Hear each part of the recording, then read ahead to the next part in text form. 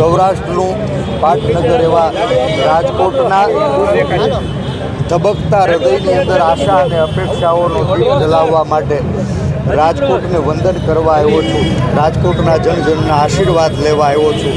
આજ સૌરાષ્ટ્રના પાટનગર સમાન રાજકોટે સ્વબળે પરસેવાની કમાણીથી રાજકોટની દેશ અને પ્રદેશમાં ઓળખ ઊભી કરી।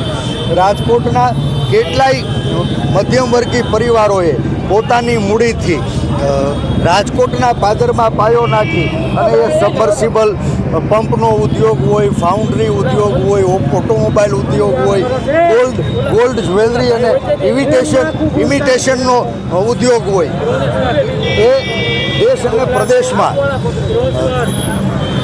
એની ઓળખ આ ઉદ્યોગથી થઈ।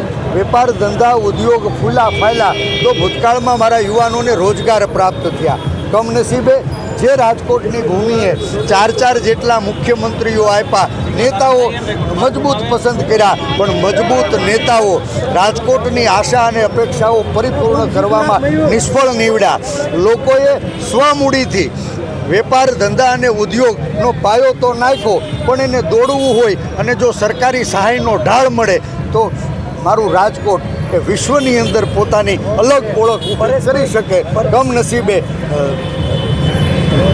વિતેલા ઘણા વર્ષોથી રાજકોટે સબળ નેતૃત્વ આપ્યું હોવા છતાં રાજકોટવાસીઓની આશા અને અપેક્ષા પરિપૂર્ણ નથી થઈ, એટલે નાના અને મધ્યમ વર્ગીય વેપાર ધંધા ફૂલે ફાલે ઉછરે અને એના મારફત મારા કેટલાય બેરોજગાર યુવાનો એને ઘર આંગણે સમગ્ર સૌરાષ્ટ્રના યુવાનોને રોજગારની તક પ્રાપ્તિ થાય એવું ધમધમતું રાજકોટ ફરી પાછું બનાવવા માટે પરમ કૃપાળુ પરમાત્મા બધાયના હૃદયમાં બિરાજમાન થઈ એક પાયાના કાર્યકર્તાને આશીર્વાદ આપે એવી પ્રાર્થના કરવા